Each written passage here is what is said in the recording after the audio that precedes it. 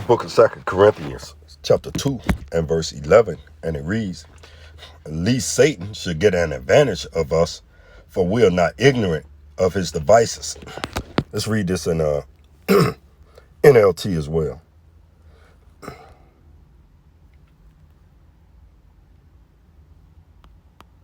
Second Corinthians chapter 2 and 11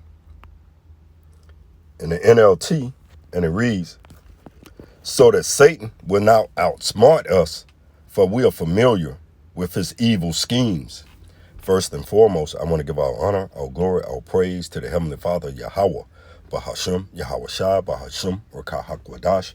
I want to give double honors to my apostles, my bishops, my elders, a great millstone. I want to give double honors to the high priest elders that taught those men. Salutations to you brothers that are presenting your bodies as a living sacrifice, pushing the gospel of the Lord Yahweh, Bahashim, Yahweh Shai through the four corners of the earth. And to you believers, the Akim and Akwapian, to you I say Shalom. This is Brother Bon Malak out of Great Millstone Camp, Austin, coming at you with a quick lesson. And this lesson is going to center around Esau Edom has been prepping you Negro Latinos and Native Americans, or priming you Negro Latinos and Native Americans, and really the whole world, for this the time that we're fastly approaching. Where he going to implement the MOT to the B that's spoken of in the book of Revelation, chapter 13 and verse 16. So I Googled this term, and we're going to go right to it. I Googled this term. It says, conditioning people's minds before introducing something new is a strategic process that uses several key psychological principles to smooth the transition and increase acceptance.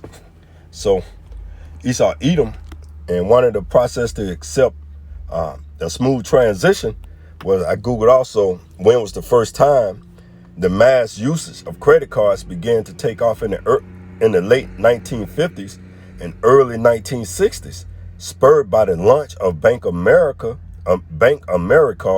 later Visa and Diners Club, with mass mailing of cards and increasing merchant acceptance. Getting rid of the use of the FRN, that Federal Reserve note, that greenback. It's an increased merchant acceptance, making them common for everyday purchases. Though it wasn't until the 1980s that they truly became a universal part of American finance, say source like Square, the Point Guys, U.S. News Money, and Experian. So Esau Edom, for over 60 years, he have been priming, the minds of the public to get rid of for this very time that we're currently living in, man. So that he can bring about the physical mark that is spoken of in the book of Revelation, chapter 13 and verse 16, that charagma. So you've been primed, you've been conditioned, to accept, this thing. And again, it reads, let's go back to the psychological. It says the condition people's minds, and for the most part, it changed. Let me do it like this again. Let's do it like this again, because now, there we go. And again, it says conditioning people's minds before introducing something new often involves several psychological principles focused on increasing familiarity, reducing uncertainty, and that's what these credit cards and the use of credit cards instead of cash, the fiat money. So you condition like, oh yeah, when they introduce the MOT to the B, you're going to be like, hey, and this new technology, you're going to be like, man, yeah, we can take this. It's good, because now I don't have to carry my phone around. Now I don't have to carry none of my IDs around. I could just allow Esau Edom to put that charagma in my right hand and my left hand on my forehead. And now I can go about my daily basis and not have to worry about losing or getting pickpocketed or someone breaking into my car and stealing my wallet. See, now it's right in my hand. All my information is tied to me everywhere I go. So the Esau Edom, he can He can monitor your every movement. He can monitor your purchases. He can monitor every aspect of your life, your heart rate, your health. He has all authority over everything about you as a human being. See? So it's prepping these credit cards and all this technology. It's been prepping and priming you for this very time. And again, let's read it. It says conditioning people's minds before introducing something new often involves several psychological principles. Focus on increasing familiarity, reducing uncertainty, aligning the new idea with existing beliefs or values. The key psychological principle and technique used include mirror exposure effects. Repeated non-threatening exposure to the new idea of related concepts over time increases comfort and acceptance. Subtly introducing elements of the new concept in advance makes it feel less new, and more familiar when officially launched. So when Esau, he launched the MOT to the B, spoken of in the book of Revelation. Again, we're going to continue to say that. I'm not going to read it. You can go read it. The charagma, the MOT to the B, you Negro Latinos and Native Americans, and not only you Negro Latinos and Native Americans, but even the Edomites and the other heathen nations, they're going to be what? They're going to be more open to it. And I stated several reasons why you're going to be open to it. That's why I came out of the book of 2 Corinthians. Let's go back to it. In the NLT, 2 Corinthians 2:11, so that Satan will not outsmart us, for we are familiar with his evil schemes. Let's look up some of these words, and it's going to read out of the KJV. Satan. Look up Satan. Strong's G 4567. Satanas. Thayer's lexicon. Satan. And we're going to go to the outline of biblical usage. It said adversary, one who opposes another in purpose or act, the name given to the prince of evil spirits. And we know that Esau Edom, the so-called white man, he is the physical counterpart to the spiritual demon Satan. He's an adversary to the Most High Yahweh Ba'ashem Yahweh Shai. That's why he want to play God. Matter of fact, before we go finish that, let's go to the book of 2 Thessalonians. Let's go to 2 Thessalonians.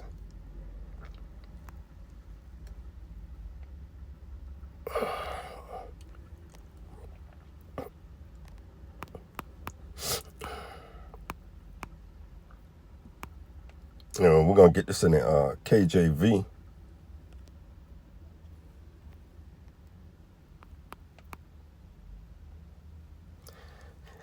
Book of 2 Thessalonians chapter 2 and verse 3. And it reads, it says, let no man, that's Satan, let no man deceive you by any means, for that day shall not come except there come a falling away first, and the man of sin be revealed, the son of perdition. Verse 4, who opposeth and exalteth himself above all that is called Yahweh, that is worshipped, so that he, as Yahweh, sitteth in the temple of Yahweh, showing himself to be Yahweh. And that's one of the ways that he gonna try to do that, man. Why? Because when you take that mark that's spoken of in the book of Revelation 13 and 16, that charagma, he gonna be able to monitor every aspect of your life. And only Yahweh Bahashem Yahweh Shai, the God of the Bible, man, he knows everything about all men. He know your very hair of your head count. So Esau want to put himself in that same position of authority. He want to be able to tell you where you can go, where you can't go. He want to monitor your heartbeat. He want to monitor you. He want to take your pulse. And when you take this MOT to the beat, because you have been primed, you have been conditioned, you have psychologically, you have been prepared for this very time to take that mark. You Negro Latinos and Native Americans and the heathen nations. Because Esau want to play God. He has a God complex about himself.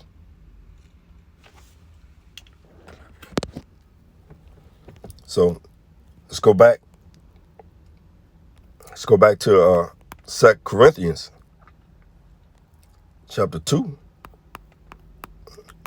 We're going to go back to the KJV instead of NLT. 2 Corinthians 2 and verse 11. And it says, so that Satan will not outsmart us, for we are familiar with his evil schemes. We're familiar with his evil scheme, and the MOT to the beat is going to be an evil scheme. It's an evil scheme that Esau Edom is coming up with in these last days. Matter of fact, let's go to the book of Ephesians. Salakia. Let's go to the book of Ephesians.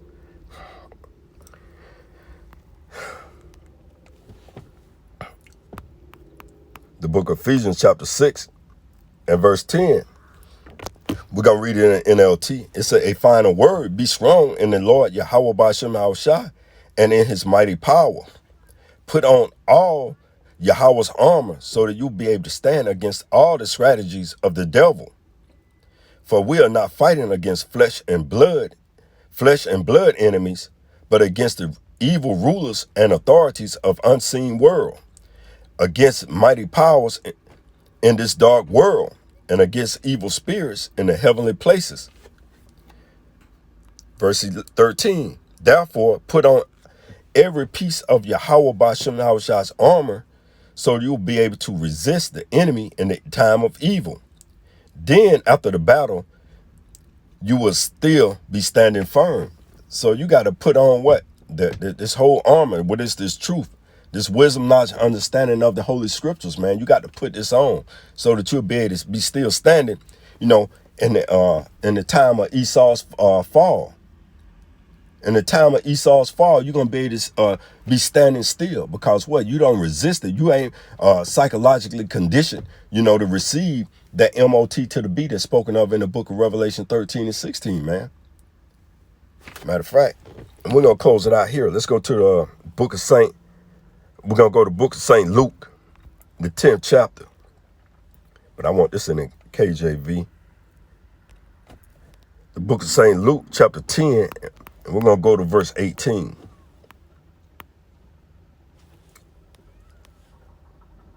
The book of St. Luke, chapter 10, and verse 18, and it reads, and this is how much Yahushua speaking, and he said unto them, I beheld Satan as lightning fall from heaven. So, when you're able to stand and stand firm and to the end, you're going to be able to say, man, you're going to be able to see Satan fall from heaven, man. Let's look up this word.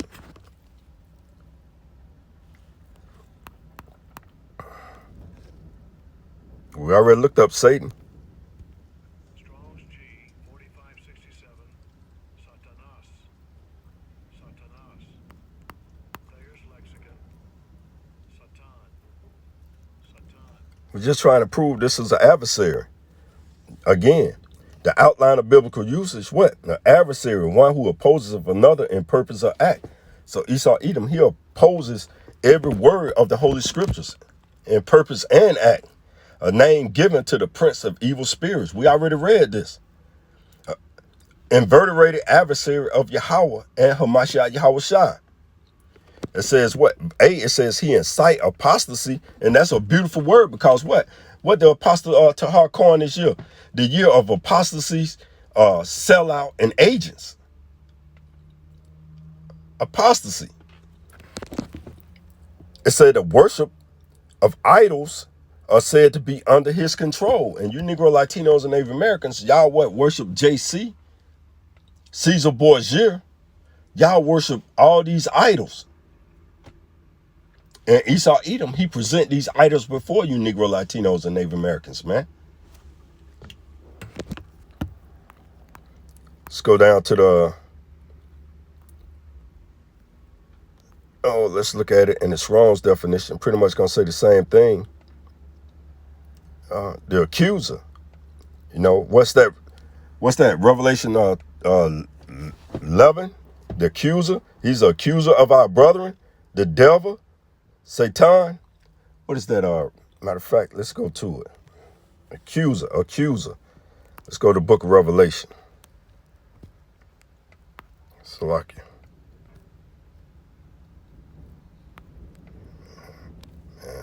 I'm going to get it in. We'll go to because for some reason, let's go to Revelation. He's an accuser, man. Is it Revelation? Is it 12 and 10? Yeah. The book of Revelation, chapter 12 and verse 10, it said, and I heard a loud voice saying in heaven, now has come salvation and strength and the kingdom of our power and the power of his Hamashiach. For the accuser of our brethren is cast down. I've beheld Satan. We'll go back to it. I'm not going to paraphrase it. It's cast down, which accused them before our power day and night. So Esau, what? You know, he bringing about this MOT to the B, you know what? To cast down you Negro, Latinos, and Native American, really the hopeful elect. See, because he already got 2/3 of you Negro, Latinos, and Native American hook, line, and sinker.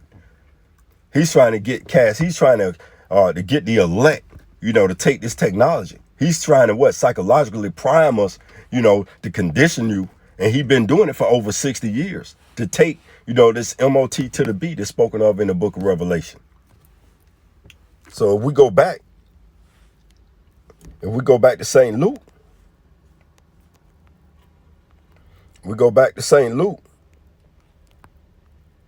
the 10th chapter,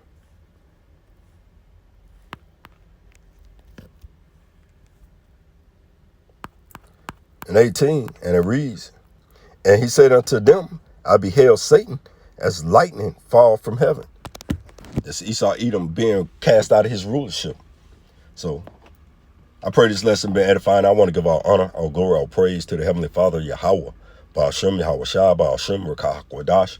Double honors to our apostles, our bishops, our elders, a great millstone. Double honors to the high priest elders that taught those men. Salutations to you brothers that are presenting your bodies as a living sacrifice, pushing the gospel of the Lord, Yahweh, Ba'ashem, Yahweh Shai, through the four corners of the earth. To you believers, the argument, Akwathian, to you I say Shalom. Again, this brother Balmalak. Shalom.